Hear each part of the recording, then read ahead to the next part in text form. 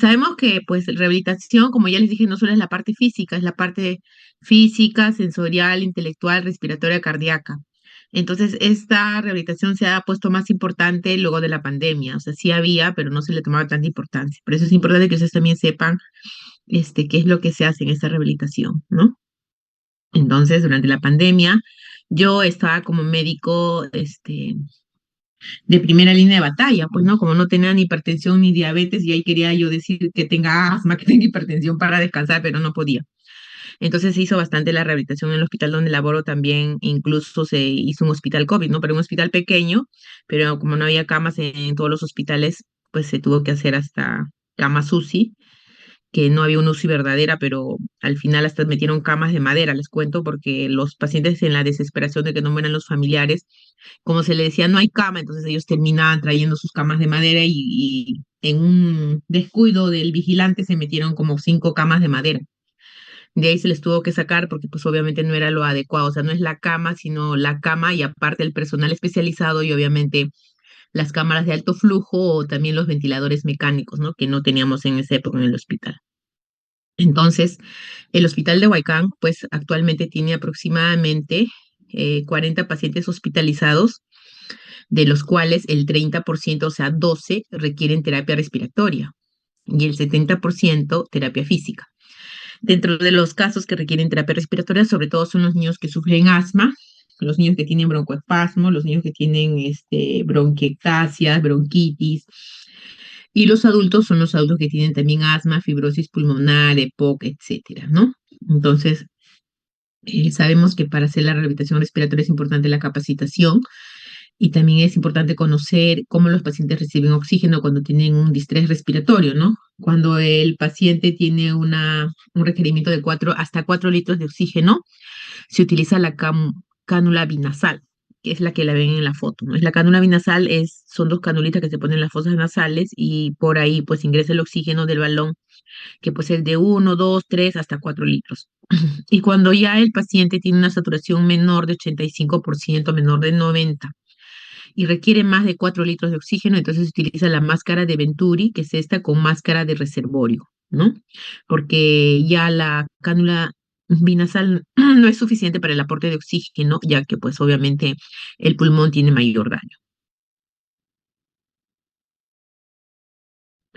Entonces, ¿cuál es el rol del terapeuta físico y respiratorio en este sistema de rehabilitación, ¿no? Luego de que el médico rehabilitador, en este caso nosotros, hablamos a los pacientes y damos la indicación de qué ejercicios terapéuticos debe realizar, entonces el terapeuta respiratorio va a hospitalización, ¿no? Generalmente en los hospitales niveles 2-1, como el que tengo, el trabajo yo, se hace hospitalización, las terapias respiratorias en hospitalización. En otros hospitales como la FAP, ¿no? La FAP, Almenara y en otros como el Rebagliati hacen la terapia respiratoria también ambulatoria, ¿no? Ambulatorias a los pacientes, obviamente, que tienen esas patologías, como les dije, ¿no? Niños con asma, con fibrosis pulmonar, adultos con fibrosis, con EPOC, problemas cardiorrespiratorios.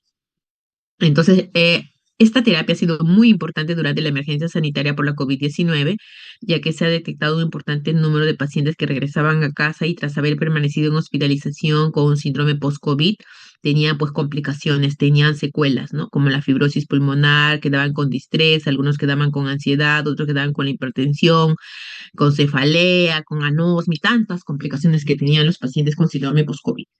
¿Ok? Entonces, la rehabilitación física de los pacientes recuperados también es muy importante, no solo la parte respiratoria, porque recuerden que la parte respiratoria tiene que ver con los pulmones y la parte física con los ejercicios, obviamente los músculos, tendones y ligamentos.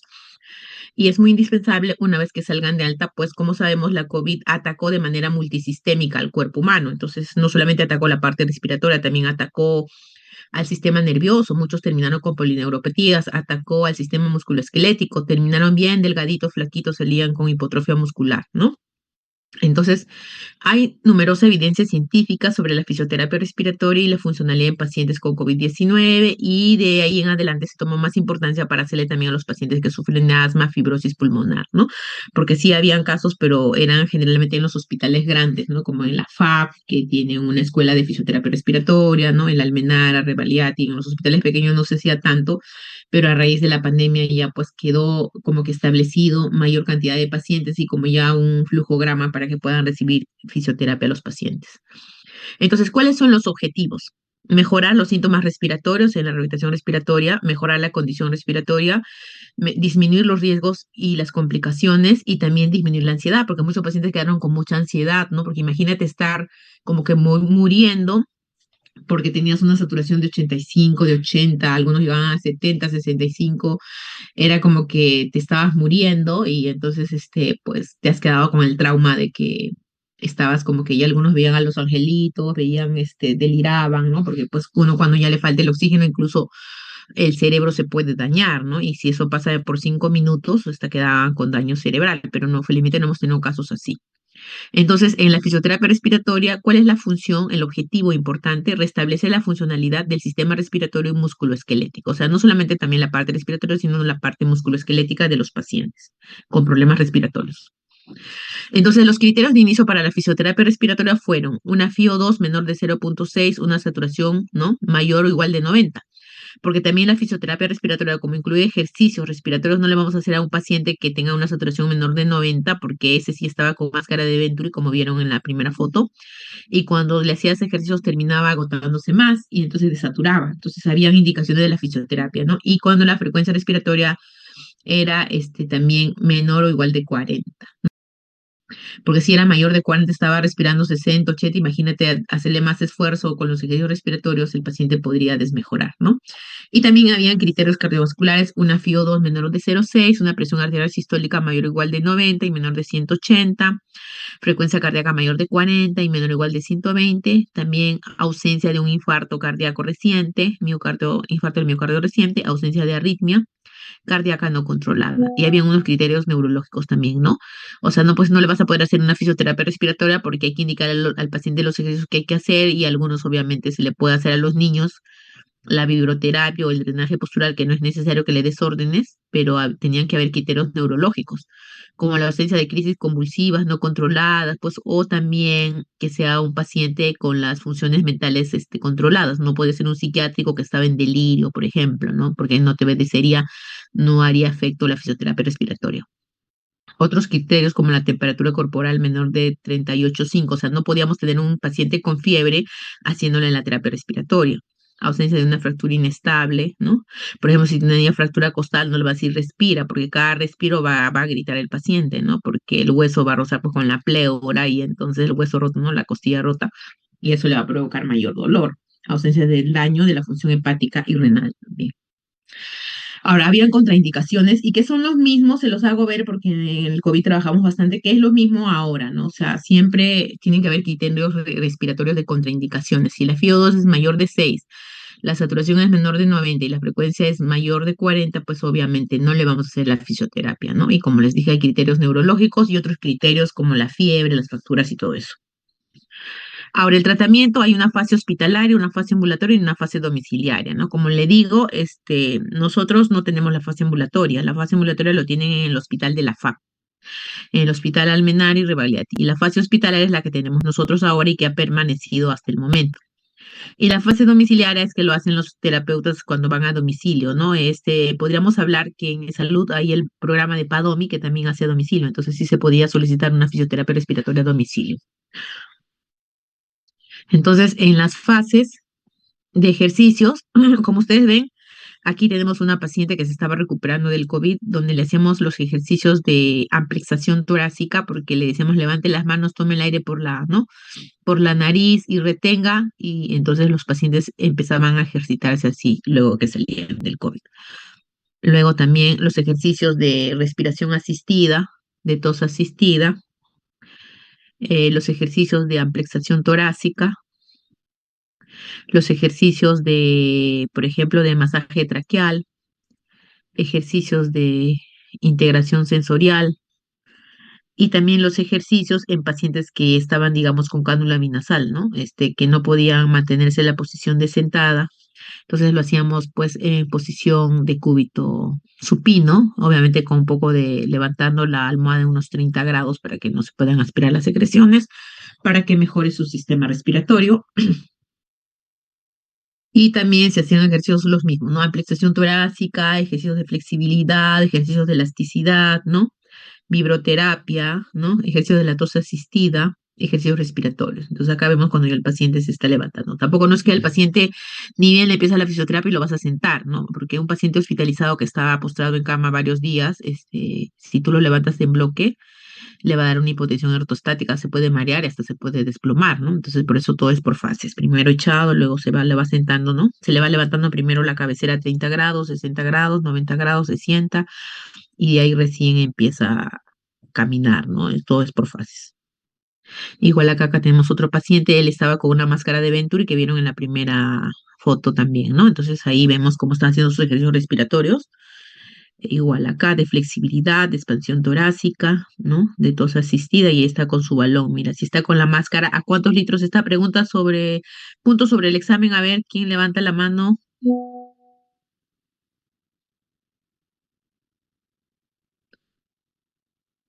El de la paciente que está ahí solamente con la máscara, doctora. Ajá, ¿a cuántos litros estará de oxígeno? Bueno, si no tiene ningún, si solo tiene la máscara sería, está a 21%, creo. O sea, sí, sí, No, no, sí. no, ya, ya te expliqué. O sea, la cánula binasal es hasta 4 litros. Ah, o sea, Si es de 5 litros para arriba, es máscara de Venturi. no sé, Porque es que pasados los en 4 la imagen litros, que me ya la aparece cánula, ¿cómo? es un paciente, en la imagen de la que me aparece es solo un paciente que está echado y solo tienen la Ya. mascarilla. Ah, no, no, no. Yo pregunté sobre sobre el que tiene la Ah, máscara de Venturi. ¿A cuántos litros ya? Perdiste el punto. Era a 5 litros está el paciente, por eso está con la máscara de reservorio o de Venturi. Si estuviera con la cánula, podría tener 1 litro, podría tener 2 litros, podría tener 3 o 4. Pero como acá no podemos ver el reloj, entonces ahí probablemente el paciente estaba a 5 litros, ¿no? Y para hacer ejercicios debe estar a 5, porque recuerden que les dije que para hacer ejercicios respiratorios y nosotros indicar la terapia tenía que tener una saturación mayor de 90. Si no, no se podía hacer. Porque la verdad que en pandemia sí hicimos a pacientes de 86, 87 y sí mejoraban, pero te corrías el riesgo porque podría desaturar también, ¿no? Entonces siempre habían criterios para hacer la fisioterapia respiratoria. Igual acá el paciente que está con mascarilla, si ya no tiene cánula binasal, significa que no requiere oxígeno. Entonces debe estar saturando 96 a 100%, ¿ok? Pero entonces también se den cuenta, porque la cánula binasal viene el oxígeno desde 1 litro a 4 litros. Entonces es cuando el paciente está desaturando. Podría estar 93, 94, 91 y así, ¿ok? Igual acá, ¿no? Él ya está mucho mejor, él no necesita ni cánula binasal, pero mira todo lo que usó, ¿no? Todos los balones que usó. Igual acá está haciendo los ejercicios porque ya está preparado, lo estamos preparando para el alta. Igual acá. Entonces acá, mira, así entrábamos durante la pandemia, mira cómo entrábamos, con nuestro casco, nuestro protector, todo nuestro EPP, pues, ¿no? Porque imagínate, al principio nadie quería entrar con los pacientes COVID porque nos íbamos a morir, no estábamos vacunados. Entonces debemos agradecer a las vacunas que estamos vivos, porque si no, ya estuviéramos en la otra vida. Y mucha gente hasta ahorita hay antivacunas, que hay que explicarles que es muy importante. Gracias a las vacunas del COVID que nos hemos salvado, si no todos se hubieran muerto, ¿no? Entonces mira cómo el paciente está haciendo sus ejercicios, ¿no? Y él, como ves, aún está con cánula binasal, sino que, porque como ves acá, ¿ves? Entonces, sino que está con mascarilla, porque le hacemos poner, porque a la hora que ellos respiran, pues se eliminan los virus, ¿no? Y a la espalda, porque si tú te pones acá, era mayor cantidad. Obviamente, la mascarilla, ¿qué porcentaje protegía contra los virus de la COVID? A ver, ¿quién tiene un punto sobre la nota? Levante la mano el que quiere responder. ¿puede repetir, doctora? ¿Cuánto? Había un porcentaje de protección solo de la mascarilla. Y para que aprendan, Maestra, chicos, la ¿esta es mascarilla la solo normal? protege, ¿Es la claro, normal la mascarilla o...? de triple costura, estamos hablando, no es la Ah, KN. La mascarilla de triple costura del paciente solo protege en un 65%. La que protege un 99-100% es la máscara, la KN95 o la otra, ¿no? Que era la de las quirúrgicas, esas de, pues se llaman, que después desaparecieron algunos de color verde, ¿no? Entonces acá estamos con una máscara KN y aparte encima nos poníamos la triple costura, por precaución, pues, y encima estás con tu casco y tu protector, porque si no todos los virus están ahí. Entonces, cuando tú entras ahí, toda esa ropa te la tienes que retirar porque los virus están en la mascarilla del paciente y salieron afuera también, porque no protege 100% esa mascarilla. Salen los virus si protege el 65%, salen el 35% de virus, salen pues. Ok, mira, ahí está haciendo los ejercicios. Y al otro lado, mira cómo está el paciente echado, está muy mal. Entonces, durante la pandemia, como ustedes ven, ¿no? Atendimos más de 137 pacientes, se recuperaron y fueron dados de alta luego de vencer COVID en el hospital de Huayca, porque más antes todos morían. Le hicimos fisioterapia respiratoria porque empezamos también a tener más confianza, pues, ¿no? Porque al principio nadie quería entrar, todos teníamos miedo, pero después dijimos que hay que salvarlos, ¿no? Entonces nosotros en rehabilitación entramos, como se dice, a la guerra. Y yo también tuve que entrar, la que está acá, ¿no? Y entonces los pacientes se recuperaron. Y acá estoy yo con acá mira, esta mi máscara es la que más protege, la verde, pero después se agotaron y estaba encima de mi mascarilla, pero se bajó. Pero bueno, como estoy con la otra, protege el 99%, pues, ¿no? Entonces, cuando el paciente ya está de alta, ¿no? Y mira a su esposa cómo está toda protegida, asustada de su esposo, como lo ve casi morir, pues, ¿no? Y nos agradecen, gracias a todos, bendiciones, ¿no? Porque se salvó el paciente. Y también así como se salvaron, muchos murieron, muchos jóvenes de 28, 30 años, 40 años, y que tú los veías y aparentemente no tenían factores de riesgo. No sé qué fue lo que pasó. Parece que por ahí, bueno, pues no, se explica científicamente que tenían ciertos receptores que algunos lo atacaban familias enteras y los mató el COVID y a otros no. ¿No? Entonces así fue. Y algunos supuestamente solamente le dieron asintomático y no dijeron, nunca me dio el COVID, ¿no? Eso es todo, chicos. No sé si hay alguna pregunta al respecto. Vamos a seguir con la siguiente diapositiva.